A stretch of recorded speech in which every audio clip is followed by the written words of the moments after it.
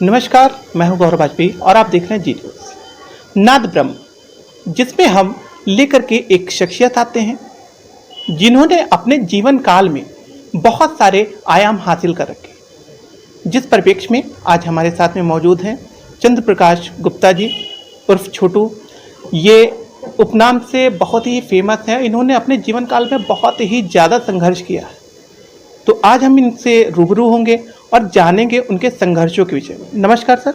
नमस्कार जी। सबसे पहले तो नाद ब्रह्म जो हमारा शो है संगीत के विद्यार्थियों के लिए, कलाकारों के लिए, उसमें आपका स्वागत करता हूँ। बहुत बहुत शुक्रिया आपका।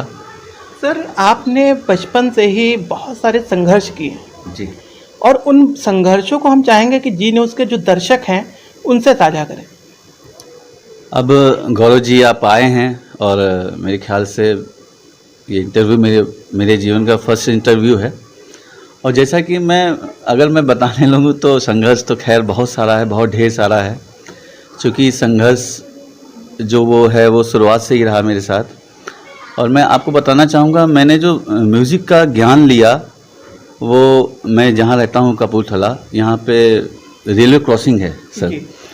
तो मैं एक्चुअली शुरुआत में मैंने रामायण से शुरुआत की। हमारे जो भैया लोग हैं वो रामायण में जाते थे तो मैं भी पीछे पीछे चला जाता था। तो मंजीरा आप जानते ही होंगे, मंजीरा वो बजाने का मुझे बड़ा मन करता था। छोटा था मैं, तो होता क्या है कि जो जिसका मंडली होती है वो मंजीरा अपना देता नहीं करके वो छीन लेता था, तो मुझे बड़ा अटपटा सा लगता था। फिर एक है तो होता नहीं कि मुझे भी बजाना है, तो मैं रेलवे क्रॉसिंग के ईंटें ले जाकर उसका साइज़ देखकर उसको मैं बजाया करता था। फिर बजाते बजाते मन में ये होता है ना कि दिल है कि मानता नहीं। फिर मेरे साथ ये हुआ कि मुझे मंजीरा खरीदना है वो अपना। तो ये जो आप जानते हैं हमारे लखनऊ का बहुत ही फेमस मेला है हनुमान जी का बड़ा मंगल। चूँकि हम लोग यहीं पैदा हुए, यहीं रहते ही हैं, तो यहीं पे मेला मेरे यहीं से स्टार्ट हो जाता था। तो मैंने अहियागंज से वो इनाम की पुर्चियाँ ला के उनको बच्चों को खिलाना स्टार्ट किया। फिर मैंने 16 रुपीज़ कलेक्ट किए। फिर करके धीरे धीरे मैंने मंजीरा अपना ख़रीदा ये आपके लाटूस रोड से। आप विश्वास नहीं मानेंगे, मैं कम से कम 4 महीने खुश रहा कि मेरा मंजीरा मेरे पास है। फिर मैंने रात दिन उसकी प्रैक्टिस करी, बहुत खुश था। मेरी माताजी ने एक मंजीरे की पोटली बना दी, मैं अपना मंजीरा हर जगह ले जाया करता था। फिर धीरे धीरे मैं रामायण पढ़ने लगा। फिर हमारी एक मंडली बनी। फिर मंडली में हुआ क्या कि जो एक सीनियर पर्सन था, एक बंदा है, मैं नाम तो नहीं लूँगा, बट ये है कि वो जब गाता था, फिर हम लोग का जब गाने का नंबर आता था वो खड़ा हो जाता था। तो मन में एक टीस सी रह जाती थी, बताइए हम लोग कब गाएंगे। हमारे और 3 फ्रेंड्स थे। तो एक बार हुआ कि एक फ्रेंड के वहाँ से निमंत्रण आया कि आपको आना है रामायण में। तो हम लोग ने कहा कि उनको नहीं बुलाएंगे, हम लोग खुद चलेंगे, वहाँ कोई बजाने वाला होगा ही। तो खैर हम लोग गए चुपचाप, वहाँ स्वागत हुआ, अपना बैठे। तो उन लोगों ने बोला स्टार्ट करिए। तो मैंने कहा कि ढोलक रखिए, आप कोई ढोलक बजाने वाला हो तो वहाँ पे बोला ढोलक तो कोई नहीं बजाने वाला, चूँकि मंडली वाले आप लोग हैं। तो मुझे याद आया अपना बचपन जो कॉलेज में हुआ करता था। कॉलेज में हम लोग क्या करते थे कि हम लोग का एक ग्रुप हुआ करता था। हम लोग स्काउट वगैरह या जो भी है, विनोद जी हैं जो हम लोग रामाधीन में पढ़ते थे, तो हमेशा डिब्बे बजा के करते थे। तो मुझे वही याद आया कि अगर मैं अभी बता दूंगा कि मुझे ढोलक बजानी नहीं आती तो शायद थोड़ी बेइज्जती हो जाएगी, क्योंकि वहाँ बड़ा सम्मान हम लोग का हुआ। जब पहुँचे हम लोग तो बड़ा अच्छे से खातिरदारी हुई। तो हमने कहा, प्रभु का नाम लिया, सामने बाबा की मूर्ति थी, हनुमान जी महाराज से कहा बाबा आप संभालिएगा। तो सर आप विश्वास नहीं मानेंगे, मैंने ढोलक ली और मैंने अपने फ्रेंड्स से बोला कि आप लोग स्टार्ट करो, मैं कोशिश करता हूँ। और मैंने स्टार्ट कर दिया। तो मैंने ढोलक छुई और होता है कि 1 2 1 1 2 प्रभु की कृपा, मतलब एक जैसे ही पहले स्टार्ट किया और वो धिन धिन तक धिन धिन तक धिन धिन तक, तो जैसे बजा आवाज़ निकली तो मेरा जो लेवल है, कॉन्फिडेंस लेवल इतना बढ़ गया कि अरे बाप रे बाप, ये क्या, ये तो मतलब से ढोलक से आवाज़ निकल रही है। फिर मैं बजाता गया 4-6 गाने ऐसे होते गए। एकदम ऐसा लग रहा है कि बस अब कोई दिक्कत नहीं। तो जैसे मैं बजाता जा रहा हूँ वैसे उंगलियां और चलती जा रही। मतलब मैं इतना खुश हुआ कि ढोलक कैसे मुझसे बज गई। तो मतलब वो इतनी प्रशंसा हुई वहाँ पे, इतना हम लोग का सम्मान हुआ, हम लोग खूब अच्छे से पढ़े, बहुत ही अच्छा। मैं वो दिन कभी नहीं भूलूंगा, फर्स्ट टाइम मैंने ढोलक जब हम पकड़ी। बात करते हैं शिक्षा दीक्षा की और घर में, जैसे कि अगर हम कोई भी अगर एक्टिविटी में है तो पार्ट लेते हैं, जी सांगीतिक रूप से अगर हम मतलब अपने म्यूजिक के लिए हमने सोचा कि चलिए हम मंडली में काम मतलब कुछ बजाते हैं गाते हैं, तो पारिवारिक परिवेश का और जो सपोर्ट रहता है वो कहाँ तक मायने रखता है? सपोर्ट तो सर अब बहुत ज़्यादा मायने रखता है, क्योंकि मेरी फैमिली में आपको सच बताऊं तो म्यूज़िक से रिलेटेड कोई भी नहीं था। हम 6 भाई बहन में सबसे छोटा मैं था घर में। तो हुआ क्या कि मैं करीबन 12 साल का था तो मेरे पापा की डेथ हो गई। हाँ, तो परिवार सब टूट सा गया था। पापा हमारे बहुत ही सक्सेसफुल व्यक्ति थे, उनका बहुत ही नाम था। ट्रांस गुमती में मीन्स बाबूलाल हलवाई एक बहुत ही लेवल पर्सन थे हमारे पिताजी, कि आपके पिताजी का बहुत नाम है, आज भी लोग कहते हैं जो पुराने हैं। तो हुआ क्या, संगीत से कोई नहीं था सर। तो मैंने मतलब इस परिस्थितियों में कि मुझे करना संगीत ही था। लेकिन सर ये प्रेरणा कहाँ से मिली? जैसे कि हम कोई इंजीनियर बनना चाहता है, कोई डॉक्टर बनना चाहता है, या कुछ अपने अपने मतलब स्वप्न होते हैं जो बुनता है बचपन में, तो उसी प्रकार से आपको प्रेरणा कहाँ से मिली? किस चीज़ों से जो विशेष रही जिनसे प्रेरित होकर के आप इस संगीत के क्षेत्र में आए? प्रेरणा सर आपको सच बताऊं तो बचपन में मैं जब छोटा था, थोड़ा बड़ा हुआ तो मैं सॉन्ग्स गाया करता था। तो लोग कहते थे कि तुम्हारी आवाज़ में मतलब गाते हो, अच्छा लगता है। तो मेरी आवाज़ थोड़ी तोतली थी, तो मैं गाता था। लोग मतलब बार बार मुझसे कहते थे, मेरे रिलेटिव, और मैं मामा के वहाँ जाता था तो मुझसे बार बार कहते थे बोलिए बोलिए। तो ये सब चीज़ें मेरे जहन में थी। अब चूँकि मुझे इतना पता तो था नहीं, ना ही मैंने कोई इसका कोर्स किया, लेकिन हुआ क्या कि धीरे धीरे जब मैं जैसे जैसे बड़ा होता गया, जैसे आपको मैंने वो कहानी बताई, उसके बाद फिर मैं अपने गुरु को देखता था तो मुझे ऐसा लगता था कि जब हारमोनियम के साथ मेरे भैया पढ़ते हैं रामायण, तो बड़ा एक अलग सा अच्छा सा फील होता है। जैसे कि कोई स्वर मान लीजिए वो पढ़ रहे हैं, ना ना ना ना ना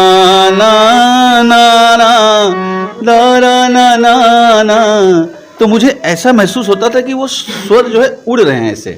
ये मेरी अपनी फीलिंग है। तो मैंने कहा मुझे हारमोनियम सीखनी है, चाहे जैसे सीखनी है। तो उसमें हुआ ये कि अब हारमोनियम के लिए भी सोच चाहिए था, तो वो कुछ था नहीं मेरे पास।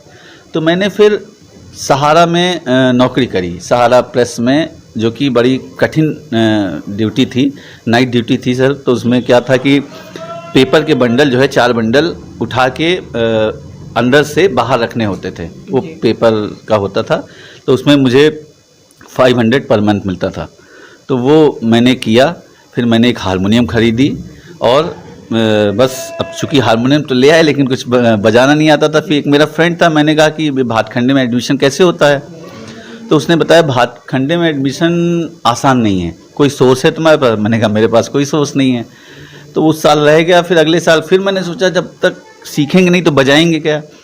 फिर मैं अकेले गया एक बार भातखंडे, मैं टहलता हुआ गया। तो मैंने ऑफिस था वहीं चढ़ा सीढ़ी पे, तो हमने कहा मुझे एडमिशन लेना है। उन्होंने कहा फॉर्म ले लीजिए और उसको भर दीजिए। मैंने फॉर्म फिल किया। फिर वहीं पे एक सज्जन पुरुष थे, उन्होंने मेरी मदद करी फॉर्म फिल करने में।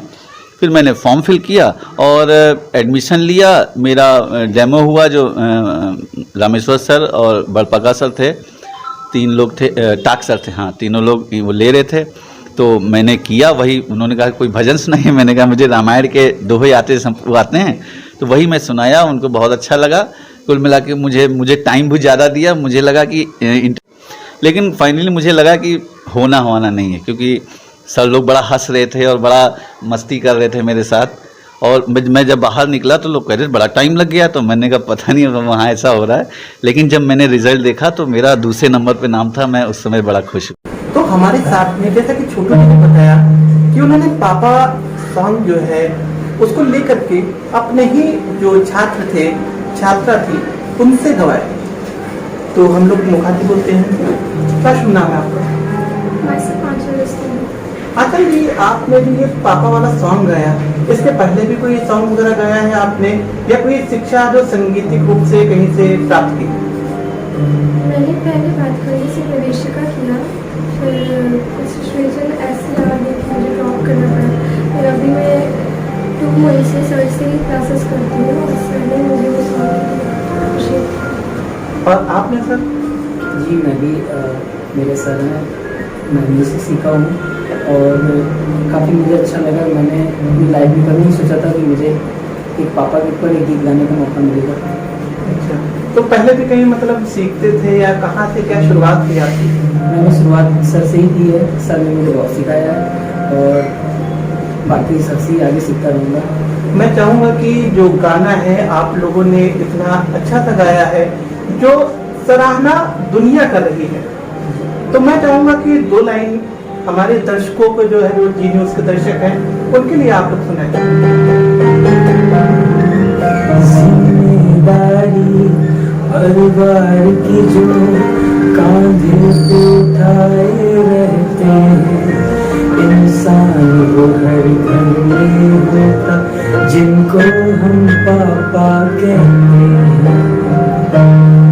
क्योंकि कहते हैं कि 4 दिन भी वो कोई किरदार कोई नहीं बना सकता, क्योंकि सारी जिंदगी पता नहीं लगता। तो लाइन्स है, अपने को गले और बच्चों को अमीरों साजो रखते हैं, इंसान वो हर घर में होता जिनको हम पापा कहते हैं। पापा I love you, Dad I love you, I love you, and I love you। क्या बात है। तो ये थे हमारे साथ में चंद्र प्रकाश छोटू जी, जिन्होंने एक आयाम हासिल किया है और साथ ही साथ नई प्रतिभाओं को भी सराहने का कार्य, तराशने का कार्य निरंतर जारी है। इस गाने में ऐसा क्या विशेष लगा जो बाकी जो गाने हैं उनको मतलब अलग कर देता है, उनको मतलब अलग दिखाई देता है, वो पृथक दिखाई देता है मतलब। जहाँ तक कि इसमें पिता की विशेषताएं बताई गई है और ये भी बताया गया है कि जिनके पिता दुनिया में नहीं हैं उनके ऊपर क्या बीतती है, तो उसकी भी इसमें जानकारी दी गई है। उनकी स्टैंजा है, लास्ट स्टैंजा है कि एक पिता का जिस स्थान होता है वो सबसे ऊपर होता है। यहाँ तक माना गया है कि सूर्य का स्थान दिया गया है, जैसे सूरज होता है भले धूप होती है लेकिन उसी से हम लोग को आगे बढ़ने का सब प्रोत्साहन मिलती है, लेकिन जब वो नहीं होता है अंधेरा ही रहता है। वैसे एक पिता की ना होने पे जीवन भर सिर्फ और सिर्फ अंधेरा है। सर क्या है मतलब कैसे क्या ये जो कंपोजिशन है बॉलीवुड से अलग हट करके देखते हैं या किस तरीके से कंपोजिशन है थोड़ा सा? मैंने पहले ही कहा कि ये पूरा सॉन्ग अगर देखेंगे तो चाहे वो कंपोजिंग हो चाहे वो लिरिक्स हो, इसमें प्रोफेशन है ही नहीं, इसमें आत्मीयता है, अपनी बात है। छोटू सर ने भी अपनी बात लिखी है, अपनी बात कंपोज की है, बच्चों ने अपनी बात गाई है और अपने मन से ध्यान से पूरी यूनिट इसको बनाया है। तो पूरी यूनिट ने बनाया है और हम जी न्यूज़ की पूरी टीम आपसे गुजारिश करती है कि आप भी इस गाने को जरूर सुने और शेयर करें ज़्यादा से ज़्यादा, क्योंकि इसमें भावुक अभिव्यक्ति है, एक पिता के प्रति जो भाव है उनको दर्शाया गया है। कैमरामैन संदीप के साथ मैं गौरव वाजपेयी, जी न्यूज़।